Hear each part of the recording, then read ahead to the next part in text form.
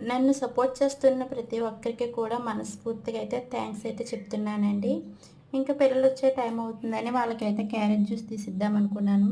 ఇంకా క్యారెట్‌ని తురిమేసుకొని, పాలు పోసుకొని, ఇలా మిక్సీ పట్టేసుకున్న. తర్వాత వడగొట్టేసాను. ఇంకా క్యారెట్ జ్యూస్ అయితే రెడీ అయిపోయింది. పిల్లలు కూడా వచ్చేసారు. వాళ్ళకి స్నాక్స్ ఇచ్చేసి ఇంకా క్యారెట్ జ్యూస్ అయితే ఇచ్చేసాను. తాగేసి ఇద్దరు అయితే ట్యూషన్‌కైతే వెళ్ళిపోయారు.